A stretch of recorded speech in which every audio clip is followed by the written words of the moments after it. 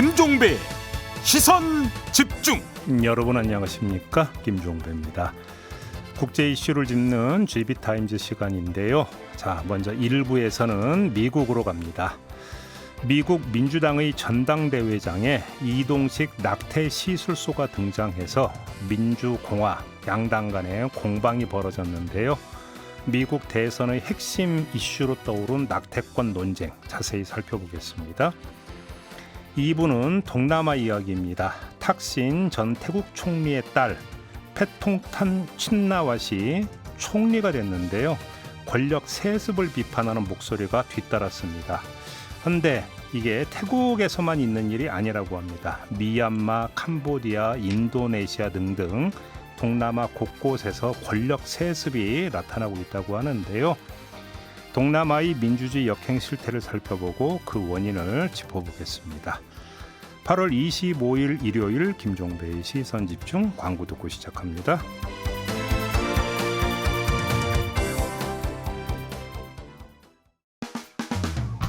평일에 JB타임즈가 있다면 주말엔 글로벌타임즈가 있다. 테마로 알아보는 국제정치 GB타임즈.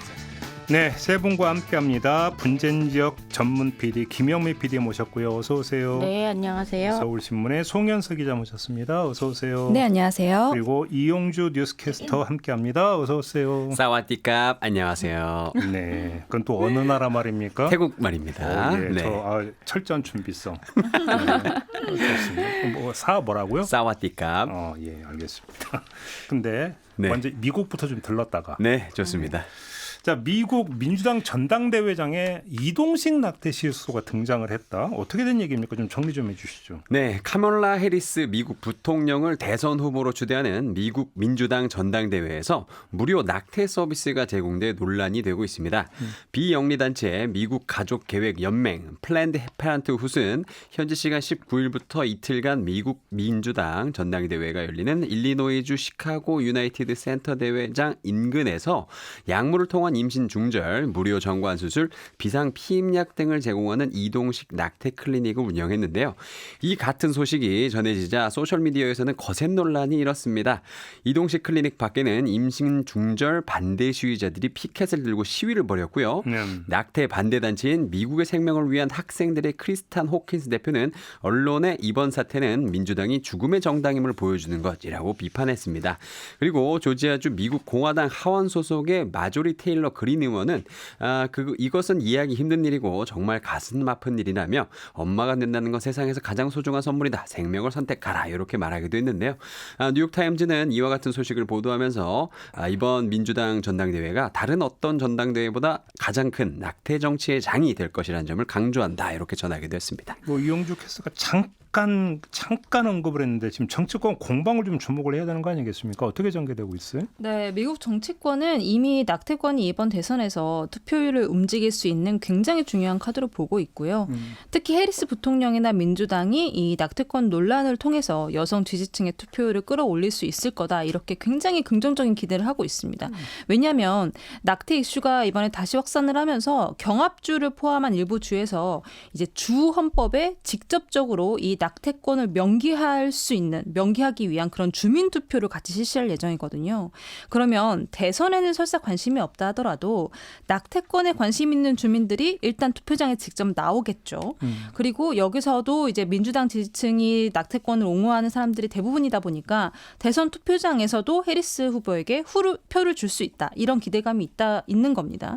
근데 그렇다 보니까 트럼프 전 대통령은 긴장을 할 수밖에 없겠죠. 왜냐하면 미국 남부 지역 경합주인 선벨트라고 부르는 애리조나나 네바다, 조지아 같은 지역들이 전통적으로 공화당이 항상 우위에 있는 지역이었거든요. 네. 근데 이 지역에서도 대선 투표랑 낙태권을 인정하는 주민 투표가 이번에 같이 진행이 됩니다. 결정이 됐어요.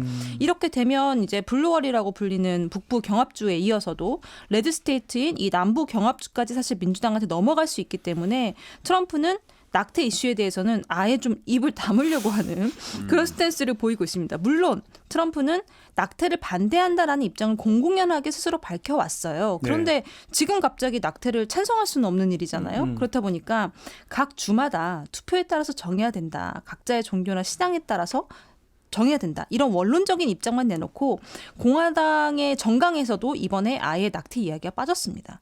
그리고 유권자들 입장도 좀 확연하게 달라지고 있는데 이 젊은 층에서는 30대 미만의 남성들은 공화당 지지로 30세 미만의 여성들은 민주당 지지로 돌아서는 그런 조사 결과들이 많이 나왔거든요. 네.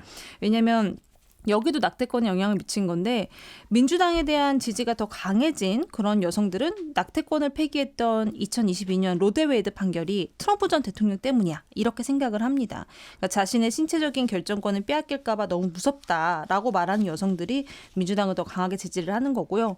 지금 미 정치권에서 낙태권이 얼마나 뜨거운 카드냐라는 거는 한마디로 정리를 할 수 있는데 CNN이 이렇게 이야기를 했어요. 해리스 부통령이 지지율을 높이는 가장 빠른 방법은 낙태권에 동의하는 유권자들을 결집시키는 것이다. 이렇게 분석을 했을 정도입니다. 그런데 이 이슈가 갑자기 불거진 게 아니라 사실 연방 대법원 판결 여기서부터 비롯된 거 아니에요? 맞습니다. 거기서부터 비롯이 된 건데 네. 이번에 이제 해리스 부통령, 그러니까 바이든에서 해리스로 넘어오면서 네. 이 낙태권을 다시 한번 해리스가 불을 지핀 거죠. 네, 그러면서 이제 확산이 된 거고 네. 그 덕분에 바이든 때문에 민주당에 등을 돌렸던 기존 민주당 지지자들을 다시 해리스 쪽으로 민주당 쪽으로 끌고 오는 그런 효과를 이제 가지고 왔던 겁니다. 이게 이제 그 대선판을 가를 정도로 메가 이슈가 돼버렸다. 맞습니다. 미국 대선에서. 네. 근데 지금 미국 상황이 어떤데요? 원래 이제 선거가 다가오면 뭘 하나 이제 상품으로 내세워서 그 후보의 정책을 좀 국민들에게 각인시키냐 이거에 따라 다른 건데요. 네. 지금 공화당 지지 성향이 많은 남부 26개 주는 대부분 낙태 금지, 제한 이렇게 하는 반면 수도 워싱턴을 포함해서 25개 주는 낙태권을 주 법에 따라서 보호하고 허용하는 그런 주예요. 그러니까 쉽게 말해서 옛날에 남부군과 그 북부군처럼 이렇게 나눠져 있는 거예요.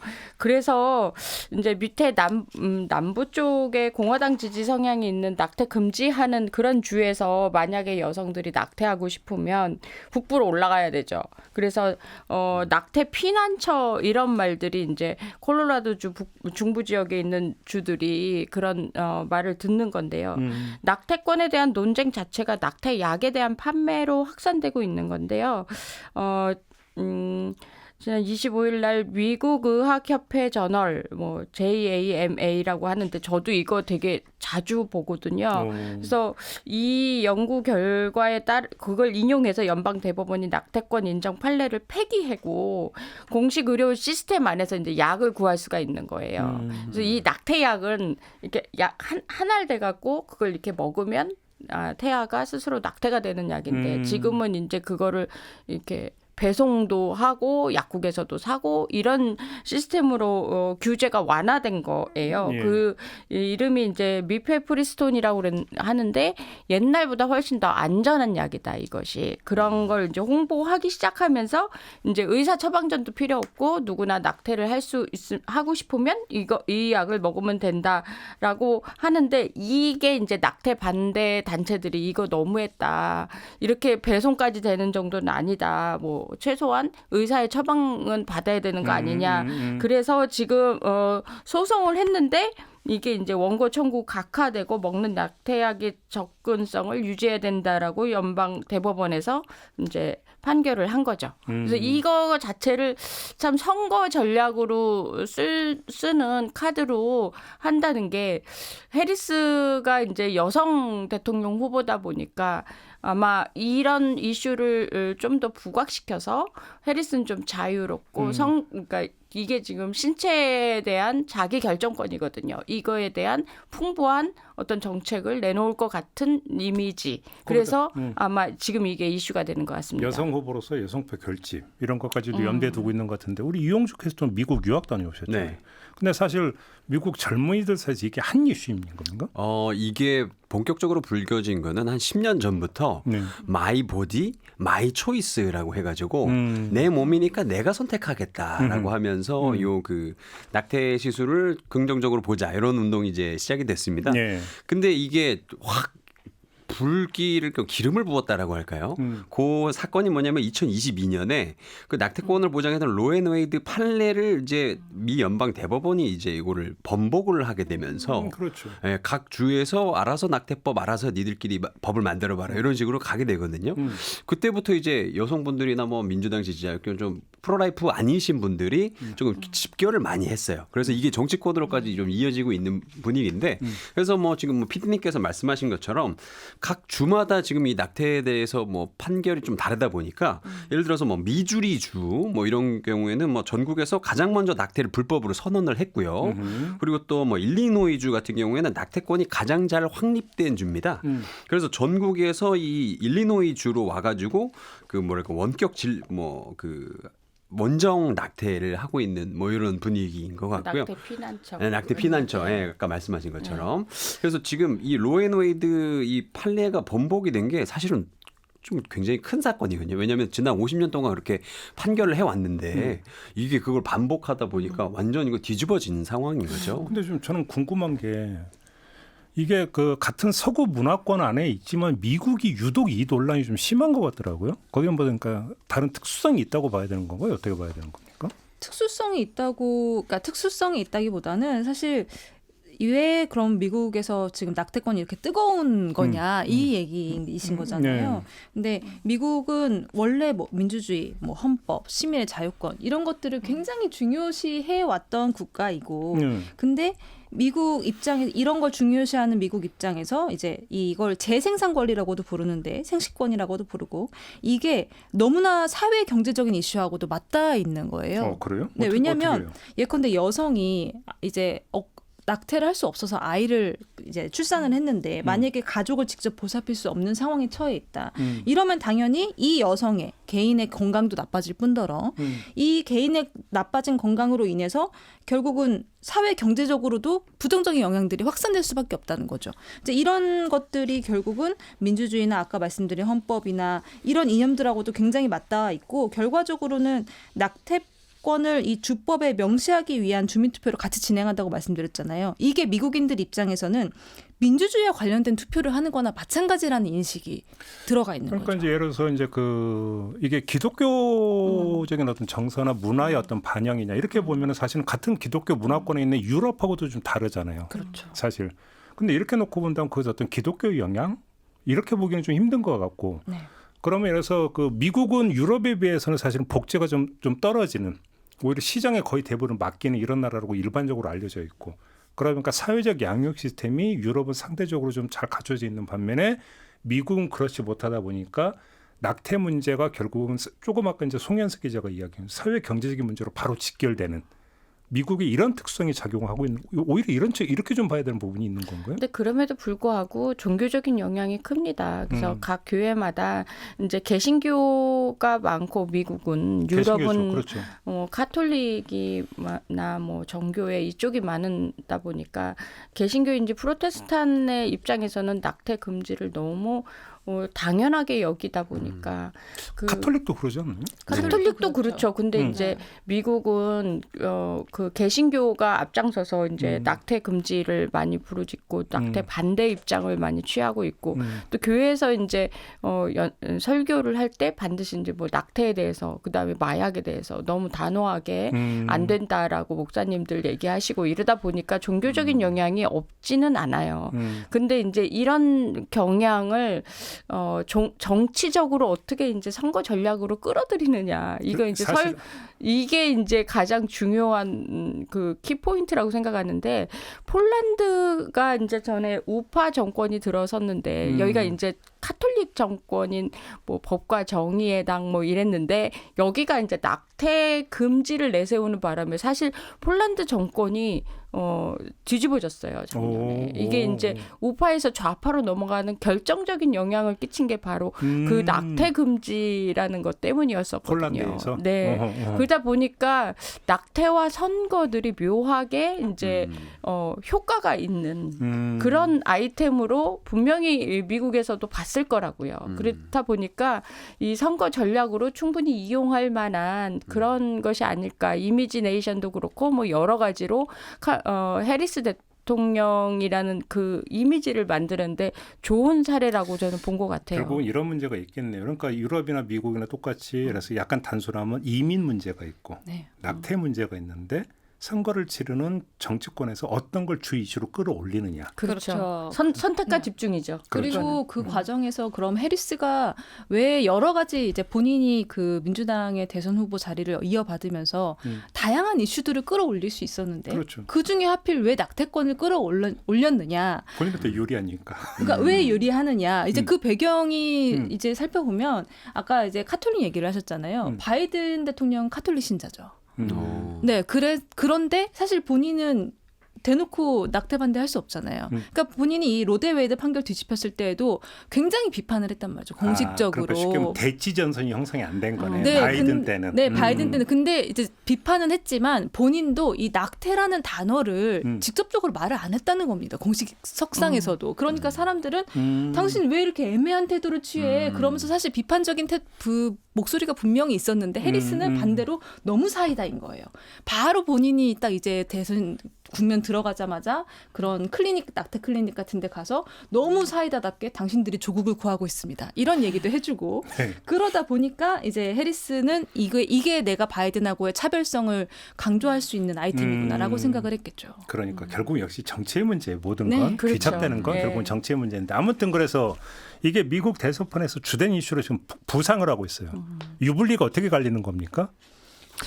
근데 일단 그 해리스 대통령이 이제 되는 그 대통령 후보로서는 뭔가 이렇게 센 언니 캐릭터, 그 다음에 약간 걸 크러쉬, 그 플러스, 그 다음에 뭔가 아까 저 송 기자님 말씀대로 뭔가 사이다 같은 정책들 이런 것들이 발판이 되다 보면 11월까지 잘 갈 수도 있을 거예요. 이게 시점이 문제거든요. 이게 1년 전이고 이런 모르겠는데 벌써 가을 다가오잖아요. 몇 달 안 남았다고요. 그래서 이런 부분들을 잘 선거 전략으로 해서 해리스에게 유리하게끔 갈 거라는 건 너무 자명한 거고. 근데 그럼에도 불구하고 낙태 문제는 굉장히 예민한 이슈이고 또 생명과 관련된 우리 인류의 생존과 관련된 이야기들이기 때문에 이게 줄 수 있는 건 어느 정도 한계가 있어요. 그렇기 때문에 이 다음 스텝을 해리스 대통령 후보가 뭘로 가느냐.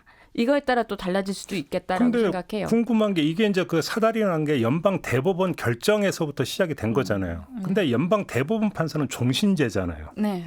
그죠? 네. 그러면 대법원 구성이 바뀌지 않는 이상은 네. 누가 대통령이 되든지 간에 뭔가 판을 뒤집을 수는 없는 거잖아요. 그죠. 보수 6 지금 진보 셋 이렇게 되어 있죠. 그 중에 한 명을 트럼프 대통령이 임명을 맞아요. 했고요.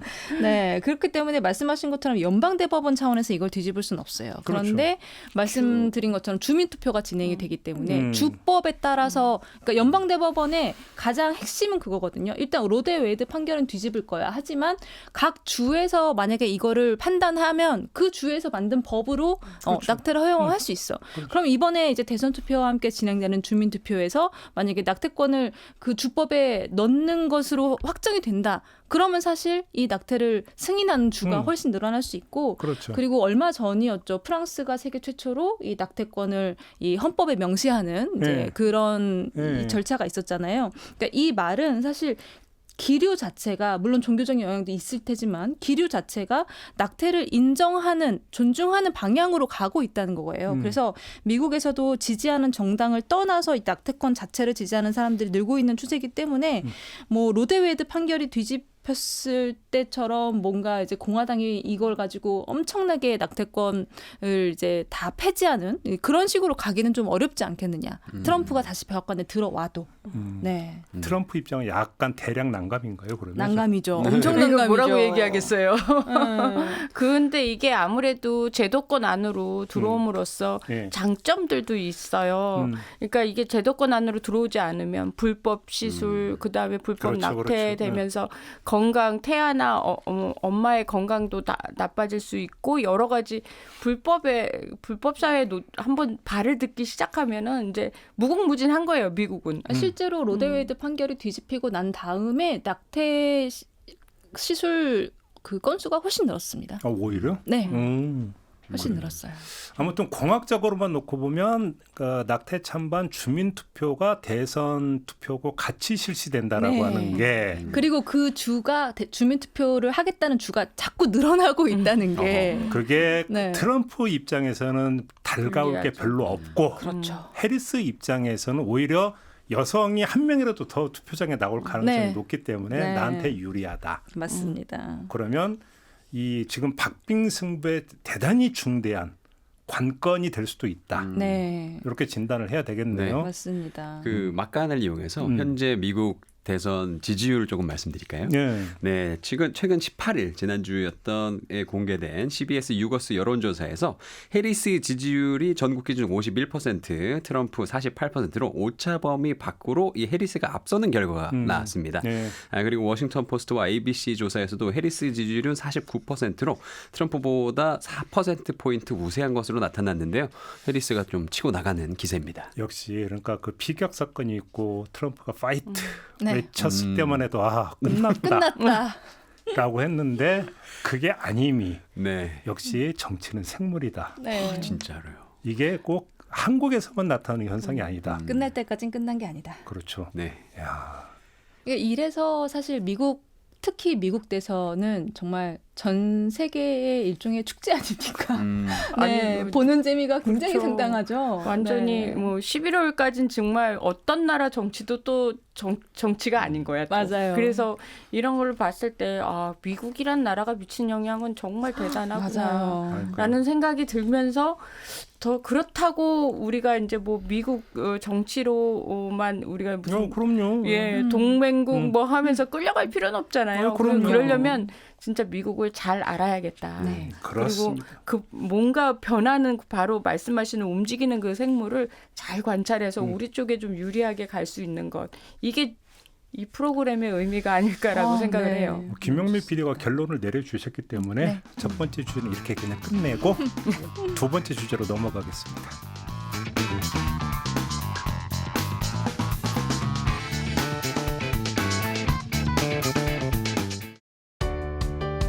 때로는 날카롭게, 때로는 삐딱하게, 그러나 매 순간 섬세하게 시선이 필요한 우리 사회 곳곳을 살펴봅니다. 김종배의 시선집중. 네, GB타임즈 이용주 캐스터, 송현석 기자, 김영미 PD 세 분과 함께하고 있는데요. 2부는 좀 동남아를 좀 살펴보도록 하겠습니다. 권력 세습 이야기가 좀 많이 나오고 있는데요.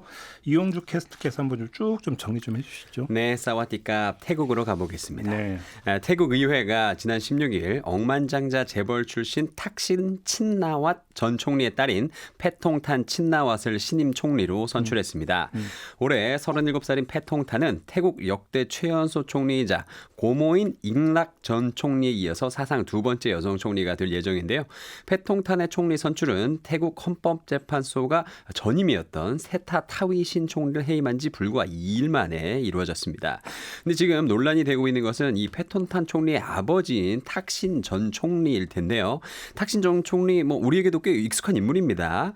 2001년부터 2006년까지 이제 태국의 총리로 지내다가 2007년에는 우리도 아는 그 영국 프리미어리그 맨체스터 시티를 인수하기도 하면서 자신의 재력을 세계적으로 뽐내기도 했는데요. 그러다가 2008년에 태국 내에서 탁신 전 총리의 부패 혐의가 드러나게 되는데 이때 바로 해외로 도피를 합니다. 그리고 15년 동안 도피 생활을 하다가 지난해 8월에 태국으로 돌아왔습니다. 그리고 귀국 직후에 이어진 재판에서 징역 8년형을 선고받게 되는데 곧바로 태국 국왕께서 이 징역 1년으로 이 감형을 해줍니다. 근데 또 이마저도 주로 병원에 있다가 지난 2월에 가석방이 됐고요. 이번에 딸 패통탄이 총리로 선출된 다음 날 국왕이 이 사면 명단에 올렸습니다. 그래서 현재 분위기가 지금 태국 정치권이 탁신 전 총리 중심으로 돌아가는 것이 확실해지는 분위기로 보이고요. 이는 권력 세습 논란을 넘어서 탁신 전 총리가 상황 노릇을 하는 것 아니냐라는 지적까지 나오고 있습니다. 그러니까 국민 정서가 어떤지가 참 궁금한데 2차 세습인 거잖아요. 1차도 아니고. 사실은 3차인데요. 중간에 고모가 한 번 또 있었어요. 예. 네, 고모가 잉락 고모인데 고모가 2011년부터 2014년까지 또 하셨거든요. 그러니까 사실 가족이 그냥 돌아가면서 그런 게 거부감이 없나 그러니까. 네. 일단은 왕이 존재하는 국가이고 또 가장 무서운 게 왕실 모독죄가 굉장히 큰 거죠. 태국 왕실은 대단하던데요. 그거 가서 다 엎드려야 되잖아요. 예. 엎드려야 되죠. 그 예. 사진들 볼 때면 제가 기사를 쓸 때마다 잠깐 이걸 써도 되나 싶은 생각이 예. 그냥 정도로. 가서 막 엎어질 정도로 왕실에 대한 왕이 뭐 이렇게 한 그래서 이제 그 탁신도 이제 말하자면 왕-1인 거죠. 쉽게 말해서. 왕다시. 예. 그러다 보니까 사람들이 저러면 저래도 되는 권력을 갖고 있는 거에 대한 것을 이제 복종할 수밖에 없는데 근데 또 그렇지도 않아요. 국민들도 굉장히 많이 깨어있는 민주주의에 대한 열망들도 굉장히 많거든요. 그러니까요. 그래서 이게 언젠가는 태국에서 왕정이 무너지고 뭐 이런 사태가 벌어진다고 하면 바로 이런 세습이나 이런 여러 가지들을 국민들 마음속에 꽁꽁꽁꽁 숨겨놓은 이 모든 불만들이 아마 표출되는 거 아닐까라고 생각을 할 정도로. 근데 이게 세습이 지금 태국에서만 나타나는 현상이 아니라면서요. 그렇죠.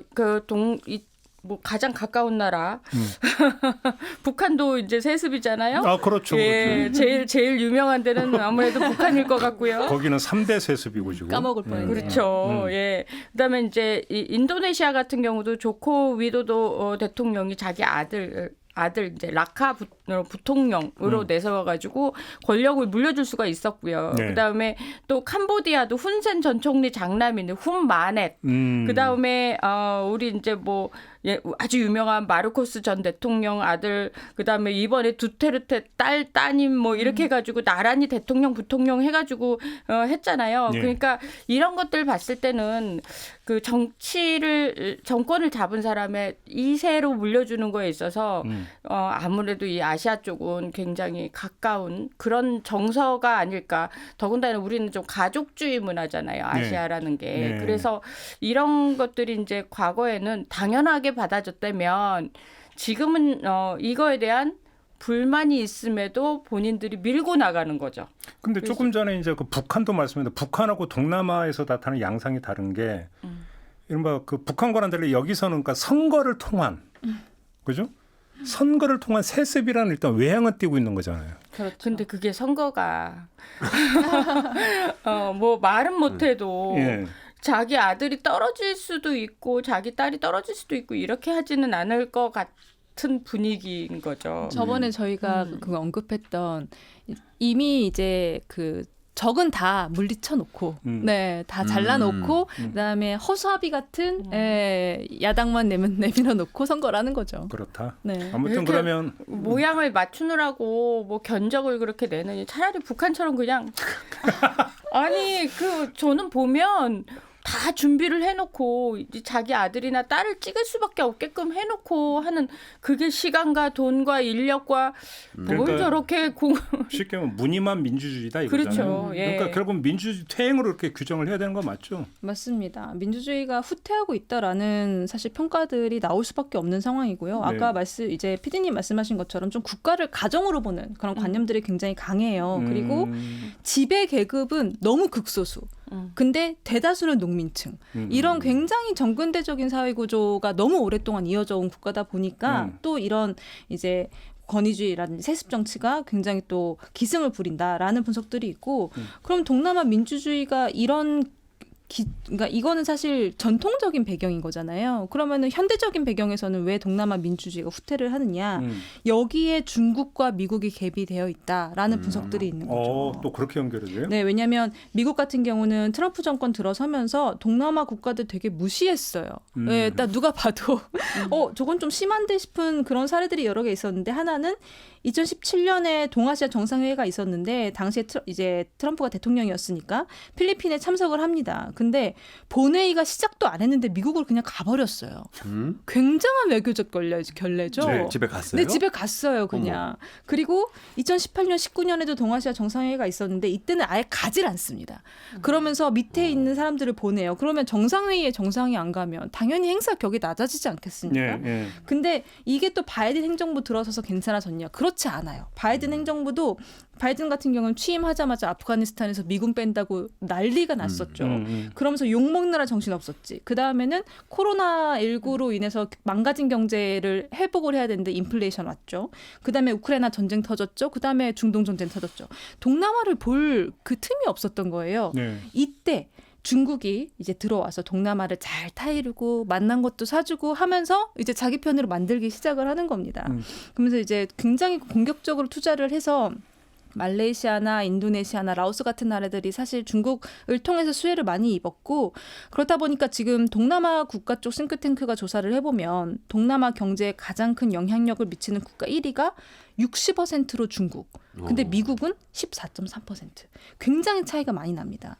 그리고 또 하나 이제 종교적인 문제가 여기서도 등장을 하는데 이스라엘 하마스 전쟁이 이어지면서 동남아에도 이슬람 국가들이 여럿 있지 않습니까? 그렇다 보니까 무슬림이 많은 인도네시아나 말레이시아 이런 나라들은 미국이 대놓고 이스라엘을 자꾸 감싸주는 게 너무 마음에 들지 않는 거예요. 그런데다가 미국은 민주주의 뭐 이런 거 인권 이런 거 강조하면서 이게 권력 세습이나 권위주의 같은 거를 굉장히 지적을 많이 하잖아요. 그러니까 그런 싫은 소리 하는 미국보다는 내 멋대로 해도 뭐라고 안 하고 또 돈도 잘 주고 하는 중국하고 더 가깝게 지내다 보니까 자꾸 민주주의하고는 조금 더 멀어지는 현상이 나타났다. 이렇게 근데 보여지는 그 거죠. 얘기를 듣다 보니까 약간 이게 약간 헷갈리는 게 미국이 인도 태평양 전략을 지금 펴고 있잖아요. 네. 인도 태평양 전략이라고 핵심이라는 게 그러니까 중국을 포위하는 거고 네.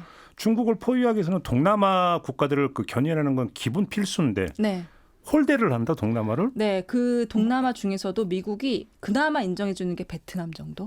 그럼 네. 모순된 거 아니에요, 그게? 그만큼 한국하고 일본의 역할이 훨씬 크고 중국을 견제하는 데 있어서 필리핀도 뭔가 몰라가도 그러던데. 네, 필리핀, 베트남 정도예요. 지금 미국이 신경 쓰는 게. 아, 나머지는 아예 이제 그냥 니들끼리 일단 알아서 해. 왜냐면은 태국이나 말레이시아나 인도네시아 같은 국가들이 중국을 포위하는데 현재로서는 아주 큰 영향을 미칠 거라고 생각하지 않는 겁니다. 그래요. 미국은. 네. 그러니까 언제든 내 편이 될래라고 했을 때 내 편이 될 수 있다는 확신이 있는 거지. 그래요? 절대 배신 안 할 거라는 확신이 있는 그러니까 거지. 우리가 맘만 먹으면 언제든지 땡길 수 있다 이렇게 생각하는 잡아놓은 건가요? 고기 같은 건데요. 그러니까 그거를 잘못 판단하고 있다는 거예요. 그렇죠. 미국이 지금. 네. 쉽게 말하면 잡은 물고기는 미끼를 안 준다 뭐 이런 건가요? 근데 잡은 물고기가 아닌데 잡았다고 생각하는 잡았다고 게 가장 생각하는 큰 거죠. 문제인 거죠. 그래요? 그리고 또 요것도 말씀드리고 싶은 게 미국이 함부로 이게 동남아시아에 이렇게 간섭을 할 수가 없는 게 우리가 생각할 때 동남아시아 되게 다 서로 친하게 지낼 것 같잖아요. 아니죠. 아니더라고요. 그럼요. 서로 미워하고 반목이 맞아요. 굉장히 심해요. 네. 그래서 거기 인도 차이나 반도만 네. 가도 되게 복잡해요. 그렇죠. 막 거기. 말레이시아, 인도네시아 막 서로 너무 미워하고요. 그래서 뭐 미국이 예를 들어 한쪽 편을 잘못 들었다. 그러면 또 거기서 뒤집어지는 거거든요. 그래서 차마 또 함께 쉽게 들어갈 수가 없는 것 같고. 아니 쉽게 말해서 한국하고 만약에 이제 한국하고 일본 관계, 한일 관계에서 미국이 한국 편만 들거나 일본 편만 들거나 여기도 난리가 나는 그렇죠. 거잖아요. 그러니까 뭐 캄보디아하고 베트남도 뭐 역사가 오래 그렇죠. 구원이 그렇죠. 태국하고 미얀마도 그렇고 뭐 네. 그렇죠. 장난 아니던데요. 그래서 잘못 건들면 오히려 더 긁어 부스럼이 될 수도 있다라는 걸 미국은 과거의 경험을 통해서 많이 알았을 거고. 근데 잠깐 샛길로 빠져가고 아까 그래서 이제 태국 같은 경우는 결국은 왕실이라고 네. 하는 어떤 그 존재를 좀 세 분이 강조해 주셨는데 제가 그 아이돌을 보다가 알게 된 게 태국이 사실상 계급 사회다. 뭐 하이소로서 혹시 네. 이런 것도 영향을 좀 미친다고 봐야 될까요? 그게 사실은 이제 왕실모독제랑 비슷하게 가는 건데 분명히 그거 안에 눈에 보이지 않는 계급제가 있거든요. 그래서 사람들 사는 그 동네도 조금 다르더라고요. 태국에 자주 놀러 가보면은 잘 사는 사람들은 약간 좀 산 쪽에 살고 조금 상황이 어려우신 분들은 좀 바닷가 쪽에 살고 뭐 이런 그게 있더라고요. 근데 사실은 지금 현재 태국의 상황을 보면은 무슨 일이 있었냐면 태국 헌법재판소가 제1정당인 행동전진당에 대해서 만장일치로 재판관 만장일치로 해산을 결정을 한 일이 있었습니다. 근데 이 해동동 전진당이 추진하고 있던 그 개정이 뭐냐면 왕실 모독제를 없애겠다는 거였거든요. 그것 때문에 해산됐어요? 네, 그것 때문에 이제 해산이 됐다는 게 이제 정설이고요. 그러니까 사실은 지금 라마 9세 요 전 왕 계셨잖아요. 그 태국에. 네. 그분은 그 태국에서 평판이 되게 좋았어요. 그래서 사람들이 왕실 모독제에 대해서 사람들이 어느 정도 인정을 하는 분위기였는데 라마 10세 그 아들분이 이제 왕이 됐었는데 이분이 이름이 성함이 마하씨입니다. 네. 근데 요 분이 이제 왕이 되면서 그 민심이 좀 많이 흉흉해져서 행동 전진당을 이제 국민들이 많이 좀 지지를 했죠. 그래서 지난번에 그 태국 총선에서 그 이 행동 전진당이 수도 방콕의 선거구 33곳 가운데 32곳을 가져갈 정도로 그러니까 총선에서 득표율 38%를 얻어서 의석수 152석을 가져갔어요. 예. 그러니까 제1당 태국에서 제1당이 된 건데 이거를 헌법재판소에서 해체하라. 이렇게 얘기가 나왔기 때문에 지금 근데 또 태국하면 네. 그러니까 그 군부가 그 수시로 개입하는 네.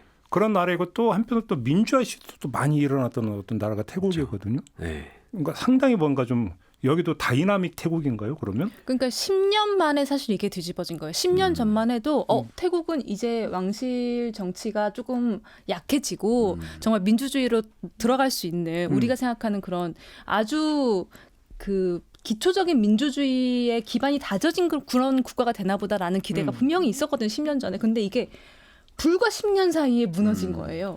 그 10년 사이에 무슨 일이 있었냐? 그게 아까 말씀드린 미국과 중국의 패권 다툼. 이게 10년 사이에 굉장히 격화가 됐거든요. 네네. 이 사이에 이제 들어온 거죠, 동남아로. 그게 큰 영향을 미쳤다. 네. 그러면 이런 그 권력 세습에 대한 국제사회의 반응도 좀 체크를 해야 되는데 일단 미국 별로 네. 관심이 없습니까?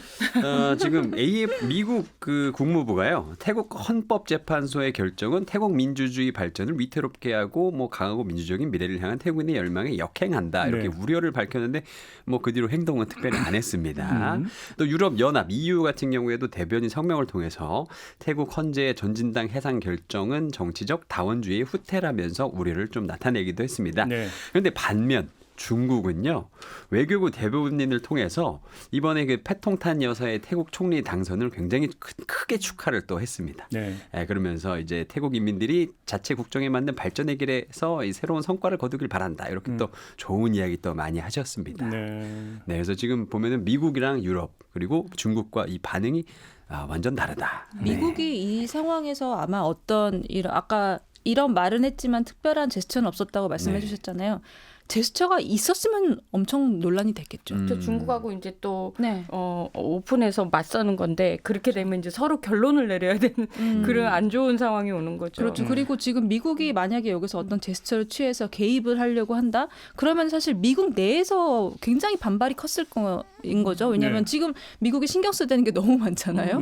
여기서 지금 우리가 동남아 정치까지 왕실 정치까지 신경 쓴다고? 이러면은 미국 내부에서 일단 여론이 굉장히 안 좋아지겠죠. 그럼 일단 지금 이런 동남아에서 이런 추세가 앞으로 그러니까 당분간 지속이 되고 더 굳어질 거다 이렇게 전망을 하세요? 일단 중국이 어떤 행로를 가냐에 따라 달라질 거라고 생각하는데 이번에 이제 태국에서의 세습을 중국은 너무 축하한다고 이렇게 보내는 입장인 거 보면 이 상황이 중국한테 유리한가 보죠. 왜냐하면 그 미얀마에서 쿠데타가 일어났을 때 국제사회가 왜 그러니까 미얀마의 쿠데타에 대한 군부 쿠데타에 대한 것들을 이제 비판할 때 오로지 중국은 그 나라 주권이다. 그래서 우리가 개입하거나 뭔가 말하는 건 내정 간섭이다라고 말을 했었거든요. 근데 반면 그 해 똑같이 이제 기니라는 아프리카 기니에서 한번 쿠데타가 났었어요. 거기에 대해서는 맹렬하게 비난하는 거예요. 알아보니까 거기에 이제 중국이 투자해서 만든 항구가 막 개항하고 나서 그렇게 된 거예요. 그러다 보니까 중국도 자기 이익에 관련해서 민주주의라는 것들도 충분히 이용을 하는구나라고 생각이 들었거든요. 그래서 지금 현재 이제 태국이 이렇게 뭐 세습화되고 이런 과정들이 중국 입장에서는 좀 더 외교 관계를 다루기가 쉽다고 판단한 거죠. 근데 아까 그 세 분이 이제 공의해서 그러니까 국가를 가족으로 어떤 비유해서 그러니까 생각하는 경향이 있다는 말씀을 주셨잖아요. 그래서 한번 좀 질문 드리고 싶은 게 근데 권력 세습을 기도하는 현상이 꼭 동남아 내지 아시아권에서만 나타나는 건 아니잖아요. 그렇죠. 그렇죠. 과거에 어차피 유럽이나 이런 데도 다 왕실과 뭐 합스부르크가에 이렇게 다 왕족들끼리 다 하던 정치였죠. 유럽 정치 자체가. 그러니까 이게 무슨 어떤 그 아시아권 예를 들어서 유교 문화권에서 나타나는 독특한 정치 현상인데 이렇게 지금과 그 정의하기는 좀 어려운 거 아닌가요? 근데 이제 권위주의라는 걸로 생각할 수 있겠죠. 이제 정서 자체가 힘있고 좀 높으신 분에 대해서 좀 고개를 숙여야 된다는 권위주의라고 생각을 했을 때 아시아 전체 사회가 그 권위주의가 좀 팽배한 전통적으로 팽배한 사회이고 또 가족에 대한 유착이도 굉장히 진하고 그러니까 그런 데일수록 이제 가부장을 중심으로 해서 이제 여러 사람 구성원들이 이렇게 모이는 구조다 보니 이 한 사람이 내리는 결정에 다들 따르는 분위기잖아요. 그러니까 결국 민주주의 상속 정도다. 그러니까 요인은 이거라고 봐야 되는 걸까요? 어떻게 근데 보십니까? 그 시대는 이제 과거부터 그렇게 왔지만 지금은 인터넷을 통해서 이제 무엇이 민주주의인지 기준을 이제 알기 시작한 거죠. 그래서 저는 이게 동시에 갈 거라고 생각해요. 이 지금 현재 세습이 되고 이런 비민주적인 정치 상황과 동시에 국민들의 민주주의 열망이 동시에 이렇게 진행될 거라고 생각하고 언젠가는 왕정이나 이런 세습이 무너지게 되는지 그렇게 되면 이제 쿠데타라든지 아니면 혁명이라든지 뭐 여러 가지의 그런 반작용이 일어날 것이고 그러면서 혼란스러운 세상이 또 이렇게 되다가 뭐 그다음에 민주주의가 정착하고 이게 우리도 걸어왔지만 그렇죠. 지금 뭐 다른 나라 아랍들도 다 그래요. 제가 취재를 하다 보면 그래서 이게 민주주의 시스템을 갖추는 과정 중에 이런 동기가 될 수 있는 충분한 이슈다라는 그러니까 생각은 하죠. 여기서 권력 세습이 아니라 의원 세습으로 가면 일본이 또 장난 아니잖아요. 대를 이어서 그 지역구에서 국회의원을 계속 대대로 의원직 유지하는 이것도 어떤 같은 범죄에 놓을 수 있는 거잖아요, 사실은. 근데 그러면 그렇다고 일본을 가지고 민주주의 국가가 아니라고 하기는 약간 애매하고. 근데 또 일당 지배가 지금 수십 년째 그러니까 지속되고 있는 나라가 또 일본이기도 하고. 그래서 그 질문을 드렸던 거예요. 어찌 본다면 그거에 대한 어떤 정서적 거부감이라든지. 그러니까 그 예를 들어서 뭐 아버지의 후광, 선조의 후광을 가지고 그러니까 아주 뭐 의원직을 계속 그러니까 이어받는다, 권력을 이어받는다. 민주주의에서 이거 용납이 될 수 있는 게 아니잖아요. 제 생각에는 이게 민주주의가 과거에는 이제 아까 PD님이 말씀하신 것처럼 그런 전통적으로 어떤 권력 세습이 강한 국가가 권위주의가 강한 국가가 민주주의로 가는 전통적인 과정이 있잖아요. 중간에 쿠데타도 일어나고. 근데 지금에 와서는 말씀하신 것처럼 인터넷이 발달하기도 하고 젊은 사람들이 뭔가 세상을 볼 수 있는 통로가 열려 있는 상태에서 민주주의로 가는 방향이 조금 달라졌다고 저는 보는 거예요. 예컨대 자본이 들어오는 거죠. 그러면 중국식 사회주의처럼, 그러니까 사회주의는 사회주의인데 중국만이 가진 사회주의가 있잖아요. 네. 중국식 사회주의처럼 동남아 국가들도 과거의 민주주의, 그냥 우리가 생각하는 민주주의가 아니라 동남아 방식의 민주주의, 그거는 결국 이제 자본이 들어온 민주주의로 이제 넘어가는 거죠. 그 자본이 영향을 주는 거죠. 정치와 경제가 분리되는. 네. 정치 체제는 사회주의인데. 네, 그렇죠. 경제는 자본주의. 네, 그래서 이 경제적인 자본이 들어왔을 때 이제 과연 그 자본을 끌어들인 세력이 만약에 왕실이다, 로열 패밀리다. 그러면 사실 젊은 사람들은 우리 인터넷을 통해서 아니 이 왕실의 권력 세습이 얼마나 부당한지에 대해서 인식은 하고 있으나 나를 지금 당장 먹고 살게 해주는 거는 이 자본을 끌어들여온 왕실 로열 패밀리거든요. 그럼 이 상황에서 단순히 반대만 할 수 있겠냐, 이 왕실의 권력 세습을. 여기서 오는 어떤 그 심리적인 갈등이 있겠죠. 네, 그런 상황들이 동남아 특유의 어떤 민주주의를 만들 것이다라고 보여지는 거죠. 그럼 거기도 이제 산업화와 민주화의 논리가 대결하고 있는 건가요? 뭐 비슷하죠. 중국식 사회주의가 저는 그러니까 중국식 사회주의 같은 어떤 독특한 민주주의가 동남아에서 나오지 않을까. 왜냐하면 이제 유럽이나 이런 데도 다 왕실주의가 있는데 지금 거기는 완전히 분리가 되어 있는 상태지만 동남아는 분리가 되어 있지 않기 때문에 지금 이 민주주의가 후퇴하고 있다라는 지적까지 나오고 있는 거잖아요. 네. 그러니까 이런 상황에서 여기만의 어떤 민주주의가 탄생하지 않을까라는 생각. 알겠습니다. 사실 뭐 그냥 이름만 총리고 사실은 왕같이 왕-1이라고 말씀드린 게 국민들 입장에서는 그렇게 받아들이고 권력도 그렇게 행사하고 그러다 보니까 아직은 지금 이 민주주의가 무엇인지 또 내가 무엇을 해야 되는지에 대한 정체성이 좀 더딜 수는 있으나 지금 그 말씀은 예를 들어서 태국 국민들이 총리를 선출한 기준에 있어서 왕실과의 어떤 친화성 이런 것들을 되게 그렇죠. 중시한다 예. 이런 말씀이신 거죠? 그렇죠. 예. 그리고 그만큼의 권력. 음. 일로 인정해 주는 거죠. 근데 사실 제가 여러 나라들 그러니까 막 혁명 나고 뭐 쿠데타 나고 25년 동안 여러 나라들 이렇게 봤는데 한국이 제일 민주주의는 이 아시아에서도 어딜 따라가지를 못할 정도의 최고의 민주주의예요. 그러니까 아시아에서 민주주의 모범 국가가 대한민국이라는 거 아닙니까? 네, 그래서 한국의 정치에 대해서 또 이 나라들에서는 한국의 정치 뉴스도 굉장히 중요하게 받아들여요. 그래서 그래요? 어떤 과정을 통해서 저들이 무엇을 이루는가에 대해서 대한민국 민주주의가 사실 아시아의 민주주의 시험대 같은 역할을 하고 있다고 저는 보거든요. 물론 국내적으로는 좀 민주주의가 후퇴하고 있다 이런 얘기도 좀 나오고 근데 원래 있습니다만 살짝 전진했다, 살짝 후퇴했다. 항상 저 어. 민주주의 시스템이라는 것이 늘 같은 그러니까 언제나 보장돼 있지는 않거든요. 이것도 그러니까- 생물이에요. 그래서 몇 년 전에 홍콩에서 막 그 맞아요. 시위를 하면서 음. 니머레인 행진곡 부르고 했던 게 맞아요. 하나의 어떤 아주 단적인 상징적인 예 아니겠습니까? 그래서 우리도 한국처럼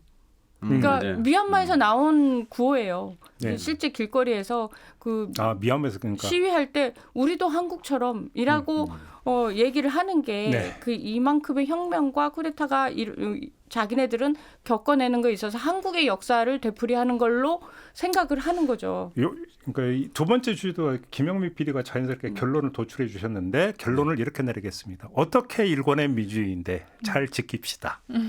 그죠? 네. 대한민국의 민주주의 잘 지킵시다. 네. 이렇게 결론 내리면 되겠죠? 네.